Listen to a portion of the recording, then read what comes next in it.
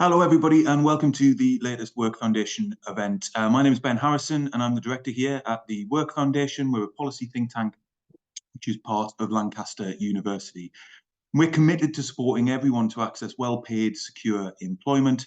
And our current work programme is particularly focused on job insecurity for those who face wider structural disadvantage within the labour market and the interrelationship between health and work as well. And these are some of the things that we're going to be talking about through the course of the afternoon, because over the course of the last 4 years, we've produced a range of research aimed at understanding more about insecure work in the 21st century. In 2021, we published our first UK Insecure Work Index, which provided a new measure of insecurity, taking into account not just things like 0 hours contracts, but also things like levels of pay and access to key employment rights as well.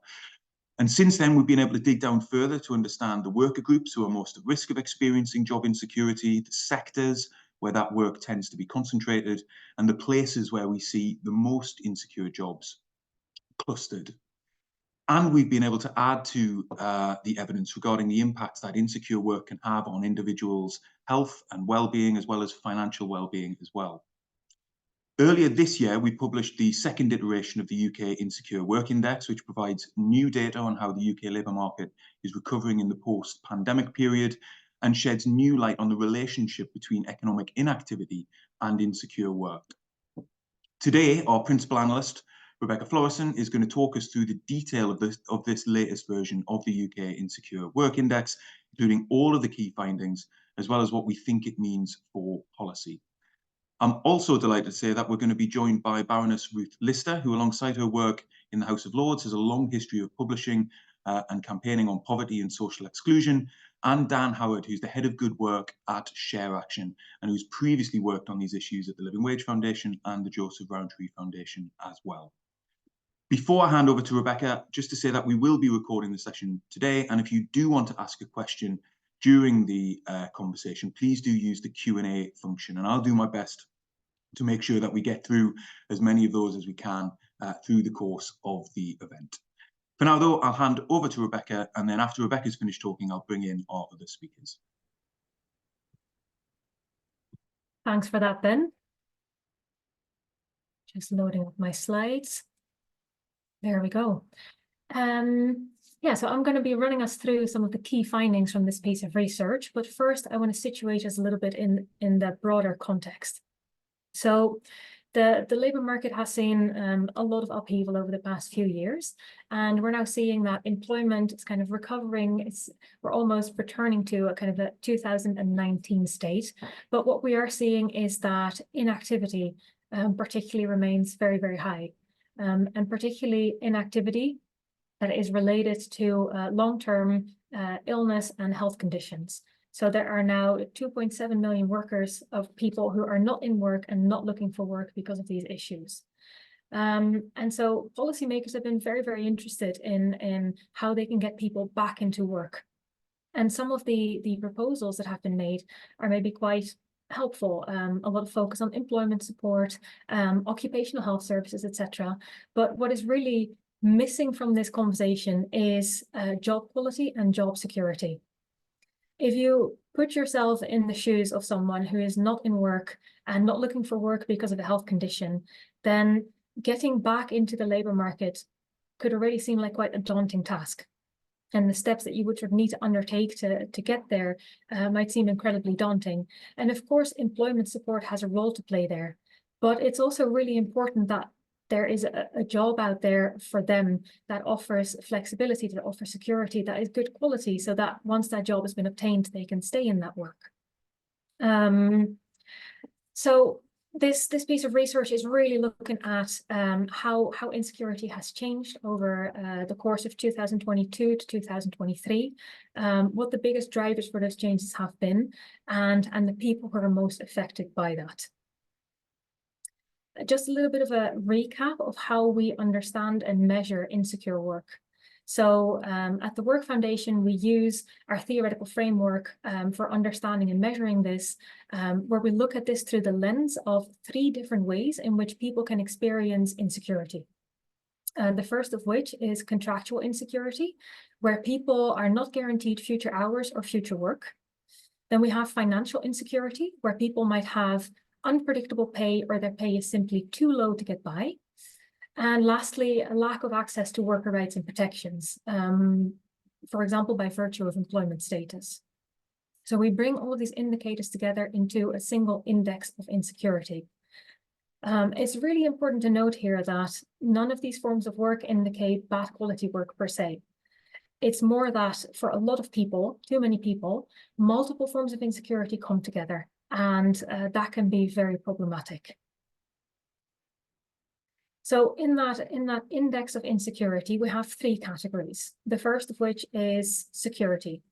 So people who are in secure jobs and have none of the indicators of insecurity.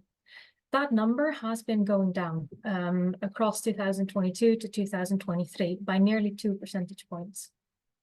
Then we have a group of workers who are in what we class to be low to moderate forms of insecurity, which means that they might have one or more forms of insecurity. It might be problematic for some, but it doesn't necessarily have to be. The group that we're most concerned about are the people who are in severely insecure work.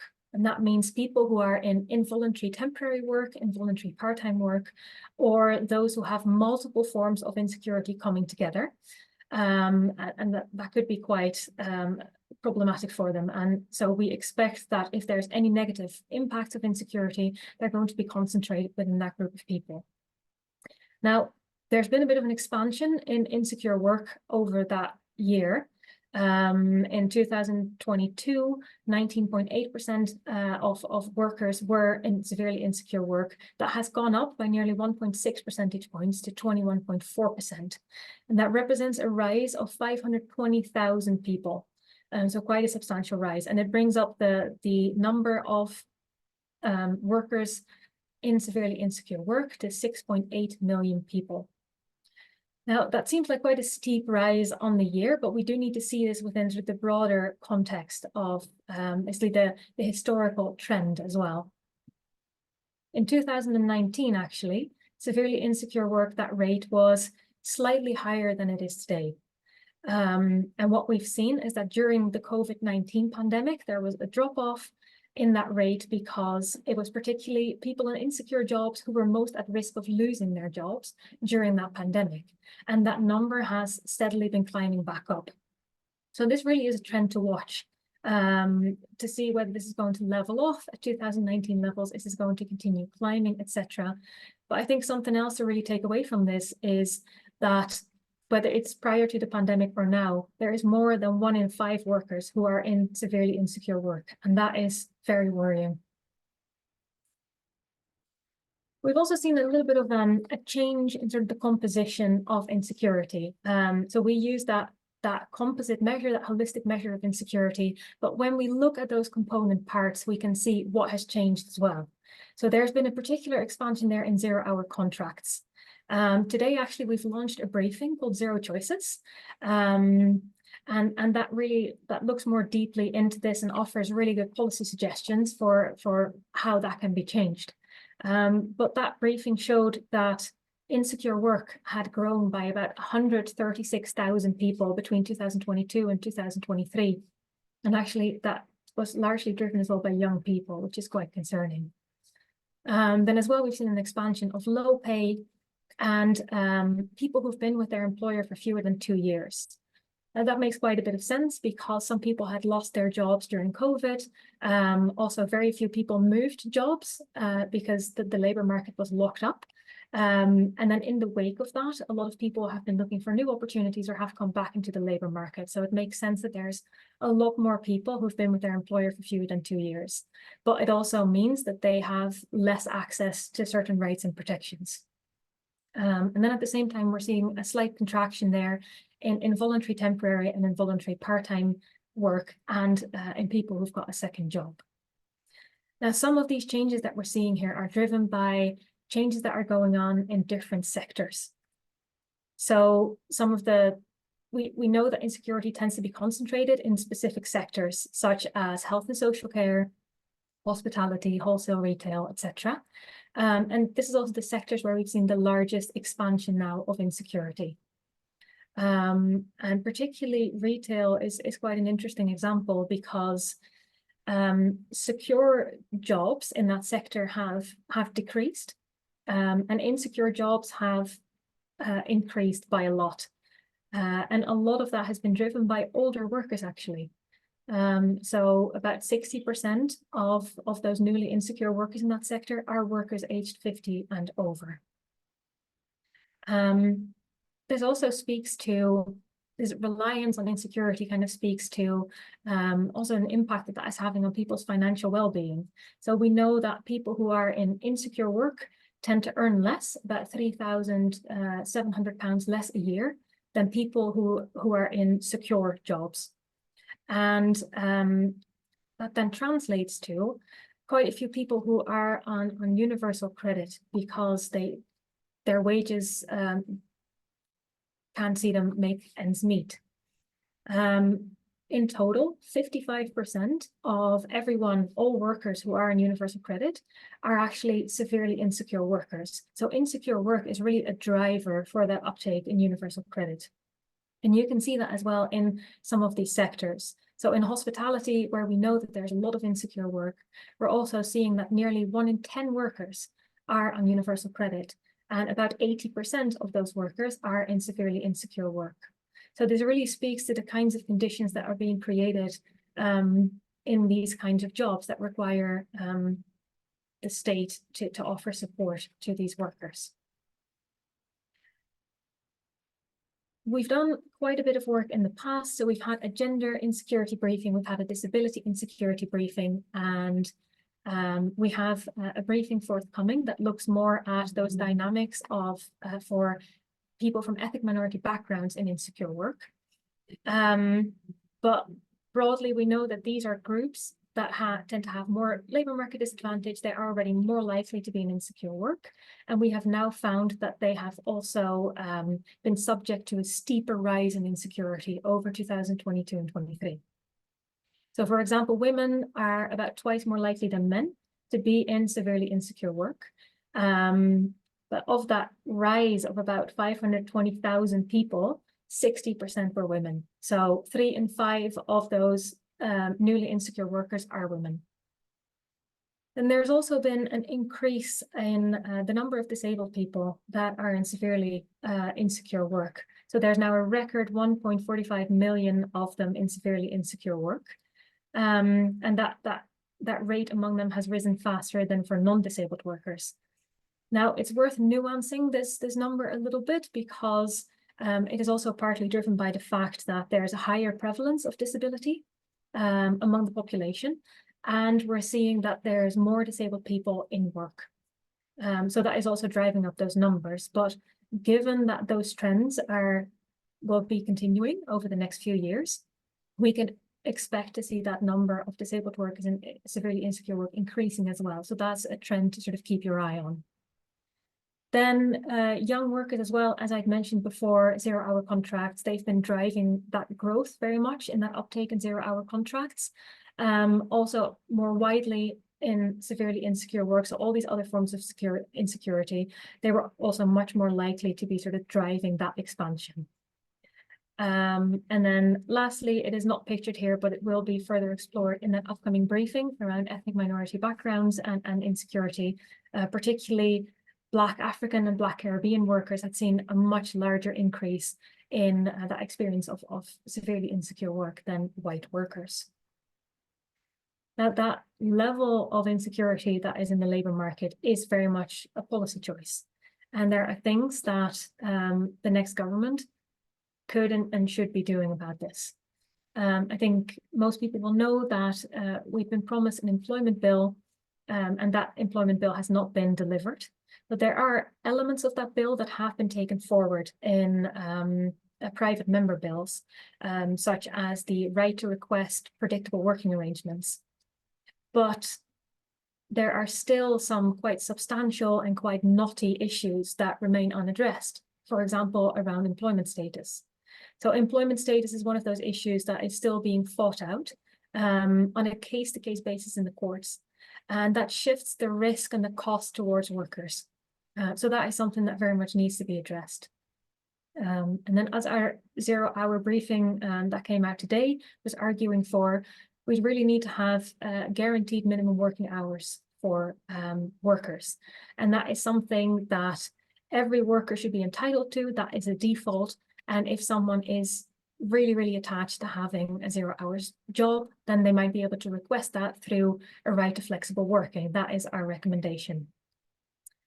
Of course, enforcement is absolutely key. There is no point in making new rules if the existing ones aren't being adequately enforced. So again, more coordination, bringing together those different enforcement bodies into a single enforcement body remains something that we're firmly for. Then reforming statutory sick pay, we've talked about this a lot in the past, and it remains absolutely key. Statutory sick pay is such an important safety net for a lot of workers, and we are seeing, and we've heard from people, that insecure workers tend to be the ones that fall through the cracks. They are somehow not eligible, or that rate of income replacement is so low that they can't make do on that. So this is an area that needs urgent reform. And current government has done a consultation around this, and they said now is not the time, but this should be top of the list for the next government. Something else that came out of a lot of the conversations that we've had across several different projects with insecure workers is that need for flexibility.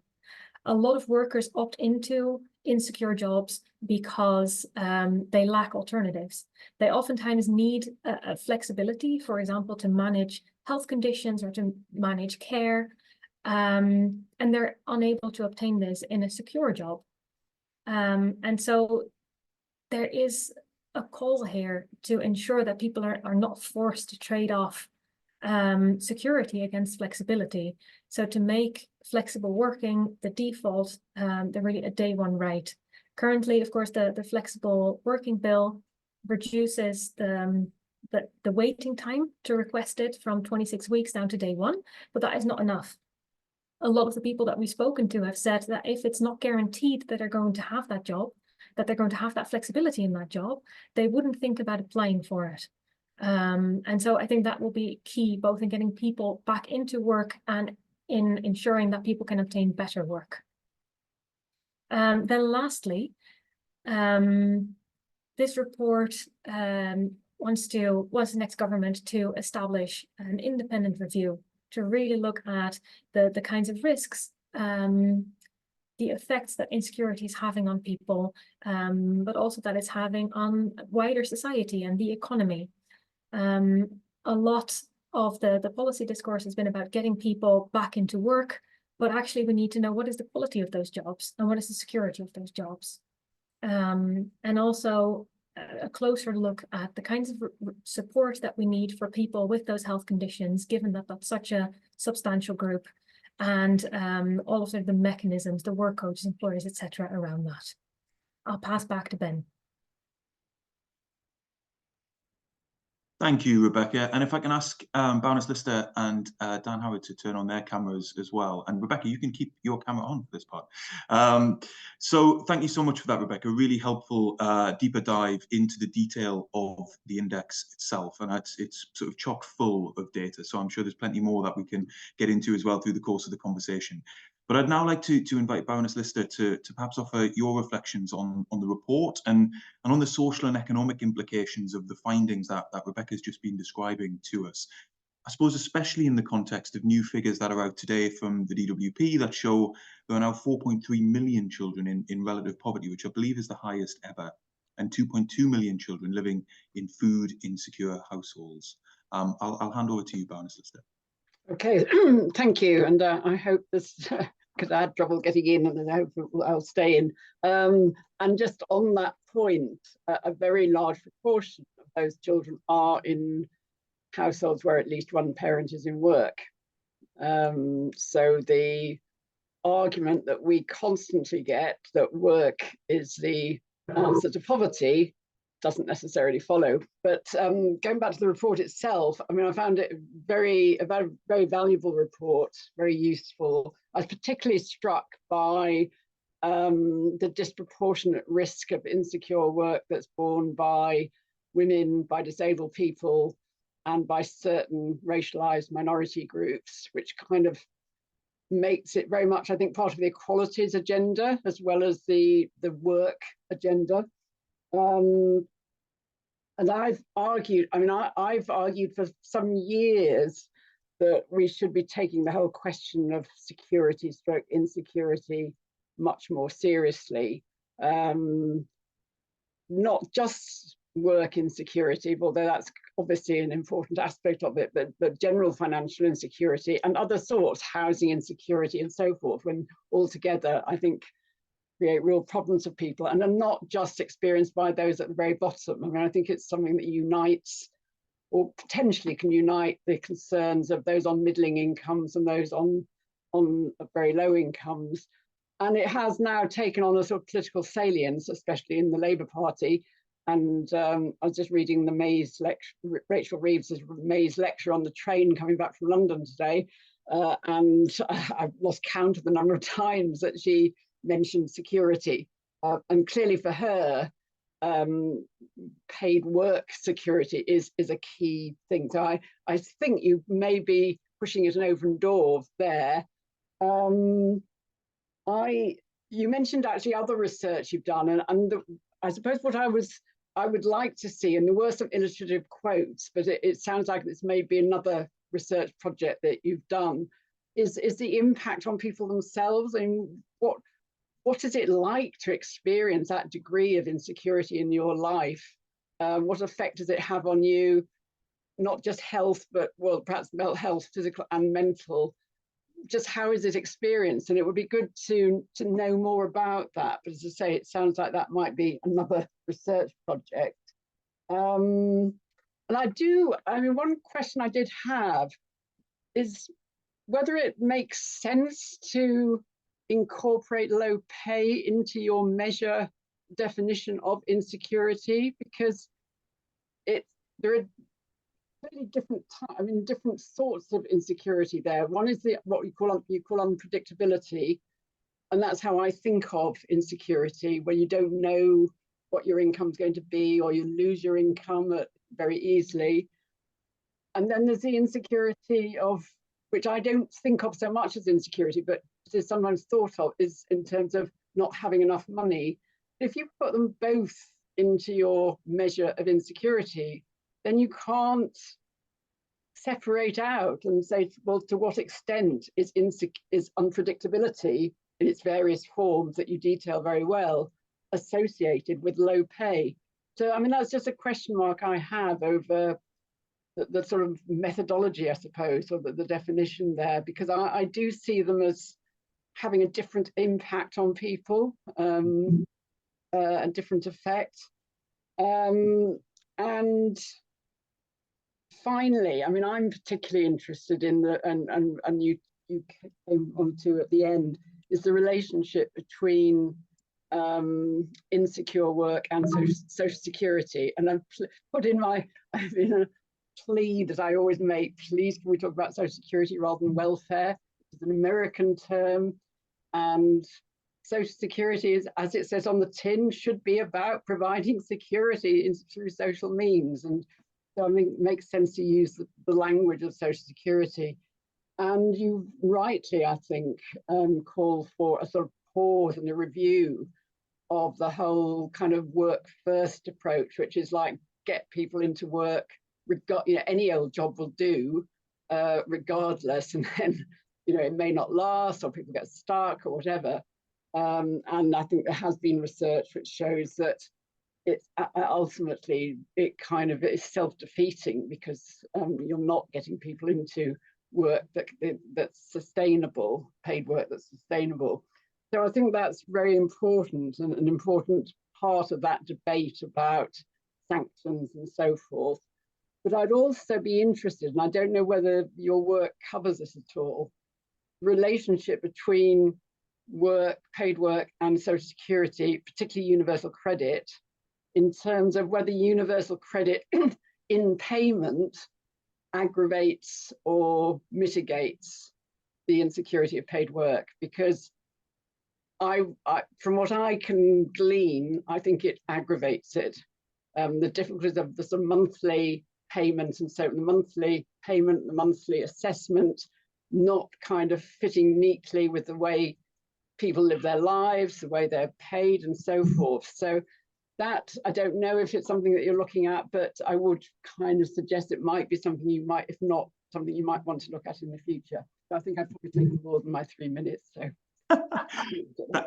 thank you, Baroness. That's a really interesting reflections and some great questions as well. And Dan, if it's okay, before I come over to you, I'll actually head back to Rebecca to talk through some of those. So Rebecca, so that you can be reminded, there was a question around reflecting on some of the personal experiences that we hear from those in severely insecure work.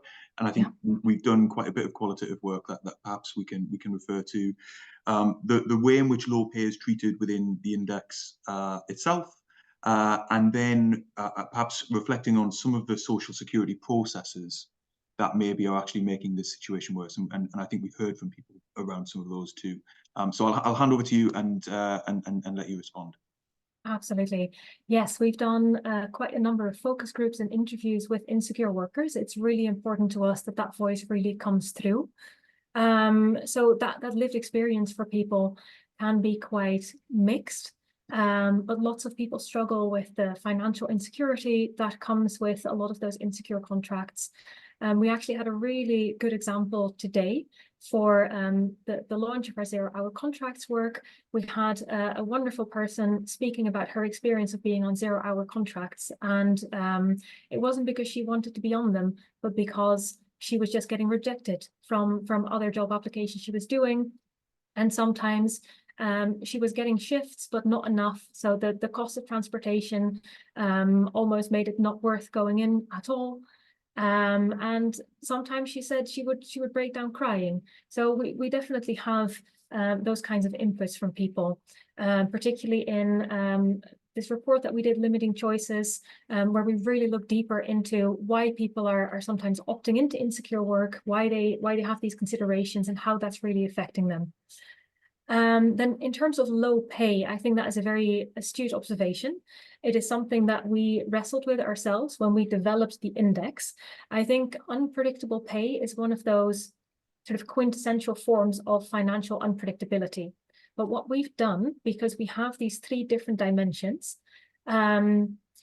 people need to basically have quite pernicious forms of insecurity, or at least 2 forms of insecurity together to be considered severely insecure. So if you're just on low pay, could be a problem, doesn't have to be, right? As if it's stable, that could be fine for people. But what we see happening is that sometimes low pay is combined with not enough hours, being underemployed, etc. Then that creates a precarious situation for people. So that is why we've classified that in the way that we have. Finally, that interplay between work and universal credit, particularly just social security, is really, really important. We've heard from a lot of people that assessment period, especially for people who have changes in hours and changes in pay from week to week, is incredibly problematic.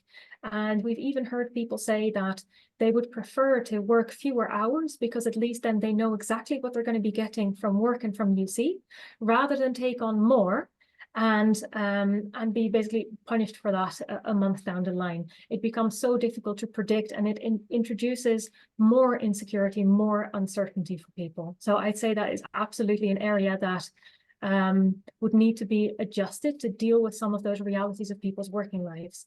We've made quite detailed proposals for how that could be done for universal credit in our earlier index report from 2022.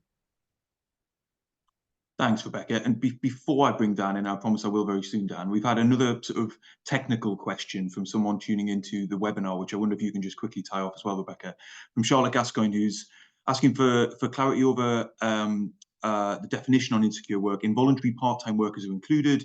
Are there other types of part-time workers included as well, or is it only involuntary? So involuntary part-time is included. And it's one of those things that tends to be quite heavily related to other forms of insecurity, which is why it's quite highly weighted in our index and considered automatically severely insecure. We do have part-time workers that could also be considered insecure if part-time work combines with other factors. For example, part-time work and low pay and being underemployed, something like that. So part-time is included on the basis of it combining with these other factors of insecurity. Brilliant. Thank you, Rebecca. That's really helpful. Dan, I will bring you in now for your reflections on everything that we've heard so far, as well as any questions that you have around the work of the index itself. Yeah, thanks, Ben. And thanks, Rebecca and the Work Foundation for such valuable research. It's great that you're looking so in depth into such an important topic. So yeah, as you mentioned, I'm Dan. I'm the head of good work at ShareAction, previously at Living Wage Foundation, where I worked on developing the living hours standard, which is designed as a standard that employers can implement to tackle insecure work. For those that don't know ShareAction, we're a responsible investment NGO working to build a world where the financial system serves our people and its planet. When it comes to insecure work at ShareAction, we're thinking about this through the lens of income inequality and about how these issues are having an impact from an economy-wide perspective. So there's increasing awareness from NGOs and from policymakers that income inequality is a systemic risk to our societies, and that increasing levels of inequality are eroding social cohesion, diminishing trust in institutions, and fueling political polarization. And the levels of low-paid insecure work that we see in the report are creating the economic, political, and social instability that is harmful to the overall health and resilience of the economy. And also, I mean, as we're speaking about social security, we see that many companies are externalizing the costs of poor quality work onto society and the state. I mean, Rebecca, you highlighted there the number of people in insecure work who are in receipt of universal credit. And we know that, yeah, providing secure work is vital to give people an income upon which they can rely and meet their everyday needs. And that's why we see this issue in particular as key to addressing the risk of income inequality. Not only do we see this as benefiting the workers themselves and providing dignity in work, but there are also demonstrable benefits to the wider economy and society as a whole. And for us at ShareAction, we work with large institutional investors who have holdings across the economy, and therefore risks to the economic and social health of society are crucially important. And for many of the investors we work with, it's in their own interest that investee companies start to pay wages and provide terms of employment that protect broad economic prosperity. And I think that needs to start by providing decent minimums, such as secure work. The research also highlights the retail sector as having a particular concentration in the number of secure jobs. And through our role at ShareAction, engaging with publicly listed companies, we are engaging with the UK retail sector to try to make sure that all workers have secure, well-paid jobs that enable them to meet their everyday needs and participate fully in society. And there are standards for how this can be addressed as well. You know, I wanted to highlight the Living Wage Foundation's living hours standard. You know, I think standards like that play a really important role. They set a benchmark on the changes that employers can make to contract terms, working hours, and notice periods of shifts that can really have a huge impact, both on their direct employees and the people directly impacted, but also in demonstrating that things can be done differently in this area and that things don't have to be this way. And just I'm coming to my final point, and it's onto my question. I suppose policy is obviously crucial to addressing the issues and creating a more equitable society. But I think it is also really important for us to engage with companies that are doing better on this already. I know that Work Foundation does that and has case studies working with companies as well. Because I think that's really important to demonstrate that practically this can be done. It can be done differently, and that business can still operate whilst providing secure work. My main question, perhaps, unsurprisingly and on topic, given the research that Work Foundation have put out today, is on 0 hours contracts. So the increase in 0 hours contracts is highlighted in the report, especially amongst young workers, which is, as you said, Rebecca, is particularly worrying. Obviously, one of the policy commitments that is being signalled at the moment is to ban 0 hours contracts. From our experience of working with employers and listening to workers, we know that there's also been a proliferation of small hours contracts, which, whilst providing a guaranteed number of hours, you know, if you're receiving 2 or 3 hours a week, then that could essentially be seen as a 0 hours contract. The impact can be the same. So I suppose from your research and your experience and the work that you've done, what are your kind of thoughts on the effectiveness of a blanket 0 hours contract ban? And also, how do you view policy approaches that have been attempted elsewhere to implement minimum working hours thresholds? Brilliant, thank you, Dan. And I reassure everyone that we didn't put Dan up to that question. He was going to ask it anyway. It just so happens that we have published the research today. Rebecca, I'll let you respond to Dan, and then there's some other questions coming in from people watching in. Yeah, it's such an interesting example of how you can put something in place, like maybe a ban on 0 hour contracts, and then they invent small hour contracts, which also are not that helpful. So it's kind of like living by the letter of the law instead of the spirit of it.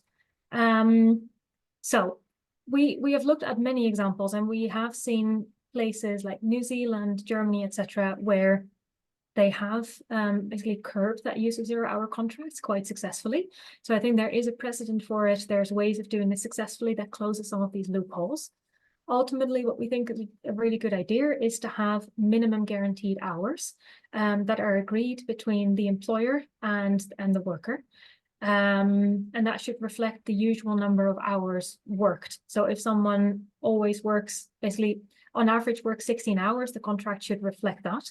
It also means, though, that when someone is contracted to work for those 2 or 3 hours, presumably they can get another job on the side, or maybe actually a main job for more hours. And it means it would be much harder to force them to then do additional hours on that small contract. So I do think it offers a certain measure of protection.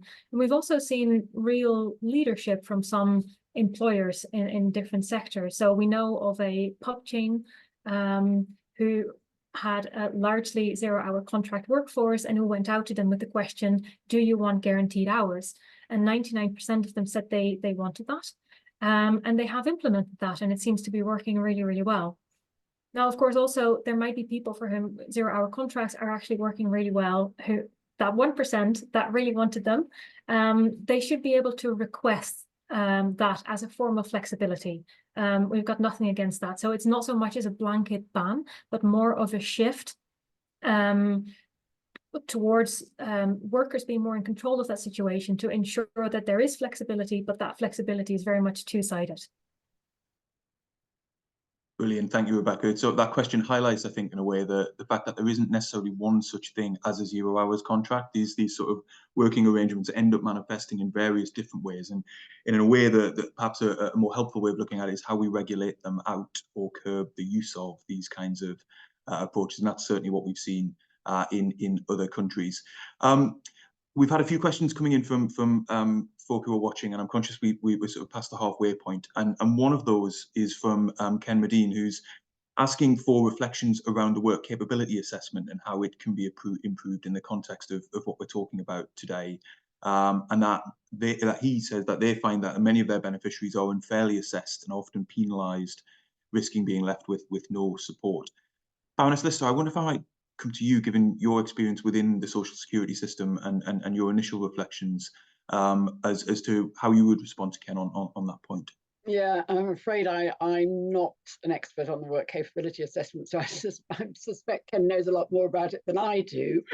I mean, I would look to the Disability Benefits Consortium for advice on that if myself, and it may well be that you already are doing so. And of course, the future of the work capability assessment is a bit up in the air, because there's a kind of strange idea that somehow it can be kind of conflated with the assessment of personal independence payments, which is for something completely different. So I don't know, and I don't know what the Labour Party's view is on this, I have to admit. So I'm sorry, I can't really give you a good answer on that, but I would definitely refer you to the Disability Benefits Consortium, which has thought a lot about things like the work capability assessment. Sorry. No, not at all, Baroness. I mean, I think the point, the sort of overarching point you made there about this very much being an area that is up in the air is in itself causing quite a lot of anxiety amongst those who are in that situation. And it certainly seems to be something which needs to be towards the top of the agenda, well, in the current Parliament, never mind in the next, to provide more clarity around that. We've also had another question, Rebecca, I might come to you on this, around policymakers within civil service departments who may feel like they don't have necessarily control of all of the policy levers that they might need to try and encourage more secure work in particular parts of the economy. I know from earlier work that we did last year, we've seen some work at the local level around this, with fair employment charters and other things like that. It would be maybe good just to get your reflections around the options open to policymakers to encourage more secure work across different sectors. Yeah, I think it's both encouraging as well as slightly disheartening that there's no silver bullet to create more secure work. So there's a myriad of approaches that can be taken. And what we've seen from the work that we've done previously is that we probably do need something from the national level. But there's also a lot that can be done at a much more local level, at the level of the combined authority or at the local authority even. And so those are things related to skills strategies. Is it I think it's the North. Yeah, well, so there's some combined authorities that have a very specific skill strategy that is particularly looking at people in insecure work, and they try to kind of interrupt some of that harmful cycling between insecurity and unemployment, and they have particular trajectories kind of tailored to that. There is also investment strategies that can be taken to kind of incentivize businesses to offer those good working conditions. So that happens a lot in Manchester, for example. So I'd say there's a lot of different ways in which little levers can be tipped to create more secure work. Dan, I saw you nodding through some of that, and it would be great to get your reflections. I mean, Rebecca's there referenced some of those levers and with a particular sort of local focus, but I wonder if there's also some of that could be applied at the national level as well. Yeah, I think, as Rebecca kind of hinted at there, I think kind of public procurement is a massive lever that the state has to try to increase levels of secure work. I think we've seen that on low pay with many combined authorities and local authorities implementing real living wage policies that have had real benefits in local areas, and we are seeing that more on the secure work side as well. Rebecca, you mentioned the Greater Manchester Combined Authority have made quite bold commitments in terms of what they want to see for implementation of secure work, which is really welcome. And I think, yeah, I would, not to come back to it again, but I think I'd really emphasize the usefulness of having the kind of living hours standard there as a kind of, that does set out some very practical things that companies and employers can implement. And I think that's really helpful for encouraging that kind of behavior from employers. And I think that's something that we want to see more of. But as I said, it's also very different from in very different sectors. When we were working and developing that standard, we consulted with employers across a whole range of sectors, and the challenges are very, very, very different. But there are also solutions to the challenges, and there are people that are already, finding ways to overcome them. I think, yeah, both through kind of procurement and also, benchmarking to certain standards, as well as promoting those companies and employers who are already doing this. Thanks, Dan. And while you have the floor, we also have a question from Scott, who is keen to get views on how we continue to make and win the argument on low pay in particular. So obviously we've referenced the extent to which low pay is a kind of contributory factor to forms of insecurity.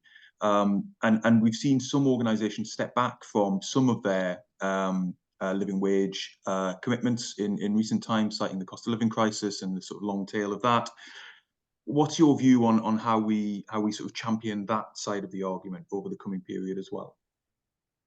Yeah, I think it's a really good question, and I see the question also refers to increase to the minimum wage, which obviously has been a massive success. I think over the since the national living wage was introduced, it's really increased the salaries of workers at the bottom end.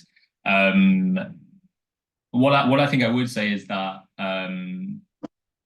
we need to look at this from a quite a broad lens. Obviously, the kind of experience of workers is kind of core to this, and that's what we're trying to address. But also, if we look at the harmful impacts of insecure work and low pay, we see that, you know, they are undermining kind of prospects for many people in this country, and also for the country as a whole. And I think what we want to see is decent minimums put in place that guarantee a decent standard of living for those that are in work. And I think that's where we would want to be making the argument from. And this isn't just about low pay. Obviously, low pay is a big part of it.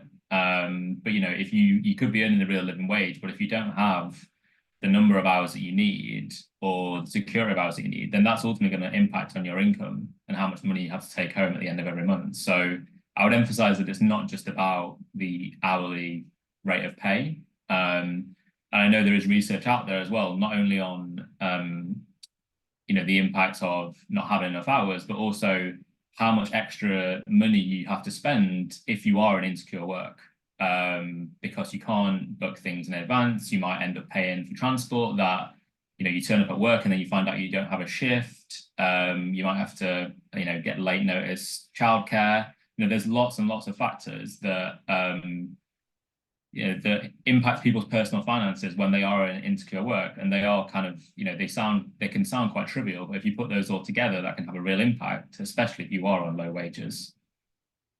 That's really helpful, Dan. I think those points are absolutely spot on. We've certainly heard that from those in insecure work as well. It's the sort of inability to financially plan and budget alongside the kind of absolute levels of income. Baroness, I also wanted to come back to you around the question on policy levers, and you referenced sort of Labour Party's emerging agenda around New Deal for workers, and it's securonomics, isn't it, that Rachel Reeves is sort of talking about. Is your sense that the kind of prospectus that Labour is developing in this space will make a significant inroad on some of the issues that Rebecca in the index has been describing? Yeah, I think if they stick with it, they will. I think it will. I mean, it's quite clear there's a lot of pressure at present from employers to water it down, and clear, you know, they have watered down some other aspects of the agenda recently, but certainly at present, I think they're sticking to their guns on this. And I mean, I'd be interested to know what you and Rebecca and colleagues at the foundation think about the New Deal for working people that particularly, name's gone out of my head, Angela Rayner has developed. But on the face of it, it seems to me pretty good, and actually probably one of the strongest things that Labour is proposing at present. My worry is, and perhaps it goes rather perhaps against what Dan has said, is that all the focus is. I mean, I'm not saying there shouldn't be such a focus on the nature of work, paid work. I do think it's important we talk about paid work, because there's a lot of unpaid work that goes on, and caring and so forth in the home. But that is not the only thing that determines people's living standards. And actually on the question of low pay, I mean, it goes back to what I said earlier about separating out, because if you just conflate low pay and insecurity, they're not necessarily the same, the unpredictability, they're not necessarily the same thing. If you can show that low paid workers are much more likely also to be suffering from insecurity, lack of employment rights and so forth, then I think it strengthens your arguments around low pay. But I would also emphasize the importance of, you know, for those with families, the importance of child benefit, because one of the reasons we introduced family allowances after the war was Eleanor Rathbone, who recognized that wages cannot and should not take account of a worker's family size. So, you know, child benefit can be crucial, and the better the child benefit is, and the less you need to rely on means-tested universal credit to help support children. ditto. It's a point that Fran Bennett has made a lot in terms of where you've in a couple, and if only one partner is working, well then are there ways that the social security system might be supporting the other partner? Maybe they qualify for contributory unemployed job seekers allowance, and this is going off tax slightly, but one of the things that really annoyed me about the current debate about the future of national insurance contributions is that nobody is pointing out that national insurance contributions are not simply a tax, they are your passport to certain working age benefits. And that can be very important for married women because it's their individual entitlement. So there are lots of other things, I think, which have to be put into the mix. It's not simply about the level of pay. Yeah, that's really helpful, Baroness. We also have another question, Rebecca, which I'll come to you on, because it's sort of more about the kind of mechanics of the index, or the kind of particular findings of the index, which is around certain sectors where we've seen the increase. Now, you referenced that chart where you could see concentrations of that rise in insecurity being found.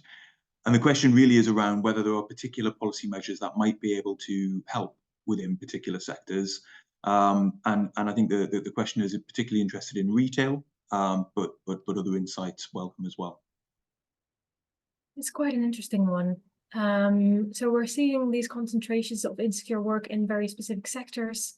I think very interestingly, when we did that piece looking at insecurity across the combined authorities, we saw that there are some sectors in which insecurity tends to be concentrated that are still less insecure in some places than in others.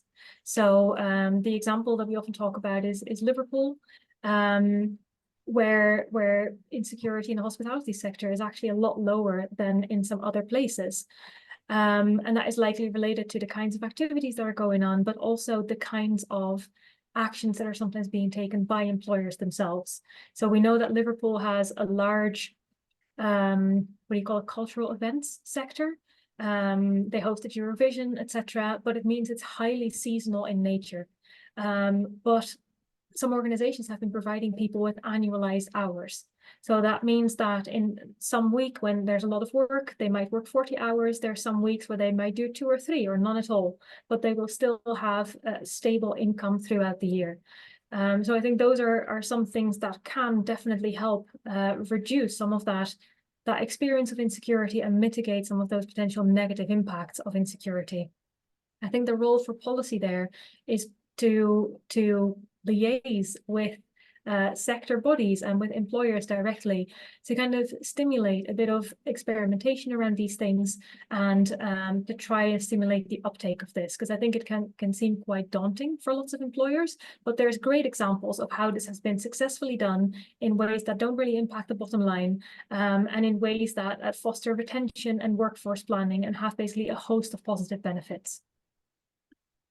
Thank you, Rebecca. Dan, I'll bring you in on that as well if I can. And I also wanted to kind of ask a sort of supplementary question, sort of thinking about the sort of emphasis on growth as well, given your focus at ShareAction, and what your reflections would be on how we can ensure sort of some of the jobs of the future, as it were, in those growth sectors, whether it's the transition to net zero or in AI and other kind of technology-led growth, how we can ensure that those jobs that are created are secure jobs and are well paid and good quality jobs as well.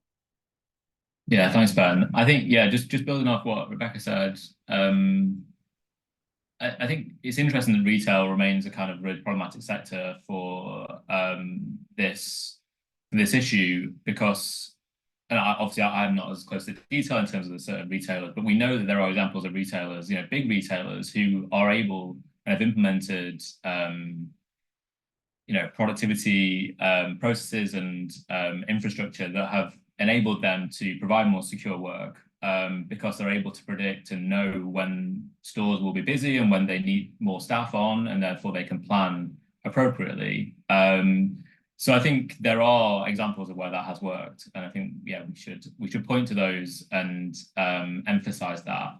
And I guess like segueing into the second part of that question, Rebecca, you mentioned this in your introduction. I think a big part of this is down to a power imbalance between workers and employers as it currently stands. I think, you know, there's a one-sided flexibility that is at play here, and workers have very little resource to fight that, and are, you know, often being taking jobs that are insecure because they have to, because that's the only job on offer. And I think, yeah, it's really important that we put measures in place that give workers more power in that relationship, and set a standard for what workers need. On the question of guaranteeing that into the future, I mean, I think yeah, obviously policy plays a huge role in that. I also think that obviously, you know, worker voice and representation through unions are also crucially important to that as well, to give workers a voice and make sure they're consulted and brought into that process. They're the main things that would spring to mind to me. But I think, yeah, addressing this problem and safeguarding it into the future, a lot of it does come down to that power imbalance that workers experience when they are either applying for or taking a job.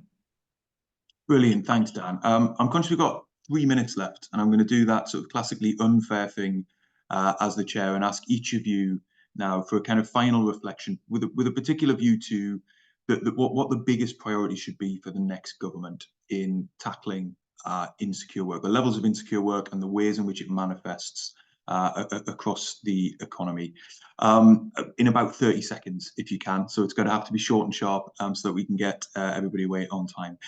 Baroness Lister, if it's all right, I'll come to you first, and then I'll work my way between Rebecca and Dan. Well, actually, I was just thinking, no one has mentioned trade unions through the whole discussion until Dan did, and I think, you know, actually giving back trade unions some of their rights may be a kind of crucial lever, but I think probably, given the likely change in government, in terms of paid work itself, the kind of rights set out in the New Deal for workers, it's something that has to be done, and done quickly. Brilliant, thank you, Baroness. So Dan, I'll come to you next. Yeah, I suppose building on that, I would say what's come up again and again today has been the different challenges in different sectors, and I think that's why taking a sector-wide approach to issues like insecure work can be really valuable. So I would say a priority should be to convene, you know, unions, workers, employers, and policymakers that are, you know, that have knowledge and experience in those sectors, and come up with solutions that can address those challenges. So I think that sector by sector approach is really important. Brilliant, that's really interesting. And Rebecca, as the primary author of the index, I'll leave the last word to you. I think I'd really like to see that independent review on how insecurity is affecting the labour market, how it's affecting people. There would definitely be place for all of these different groups to speak to that. And I'm just going to steal that answer and incorporate that within my own. But I think that's really key, and to put a pause, as I think Baroness Lister said so nicely earlier, putting a pause on that any job first approach, and then really figure out what is actually going on and what should be done. Brilliant, thank you, Rebecca, and thank you, Baroness Lister, and Dan as well. I think that just about brings us to a close in terms of the conversation for this afternoon. I'd like to say a huge thank you to all of our panelists, as well as to all of you for attending, and the wider Work Foundation team, who play such a key role in both producing our analysis, but also in terms of putting sessions like this together. We've got a busy programme of research and events, as you might expect, throughout 2024, including on the relationship between work and health, and the actions in particular that employers can be taking in order to improve health and well-being in the workplace. So do look out for that. All of our research and events are free to access, but the best way of not missing out is to sign up to our newsletter, and you can do that online. For now, though, thank you once again. I hope you found the discussion valuable, and enjoy the rest of your afternoon.